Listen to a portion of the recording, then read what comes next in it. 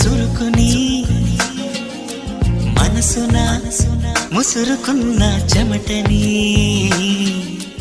ఇష్ట కష్టాలని ఇప్పుడేమంటారు ఈ మోహమాటాలని మరి ఏమంటారు స్వల్ప భారాలని ఇప్పుడేమంటారు సమీప దూరాలని అసలేమంటారు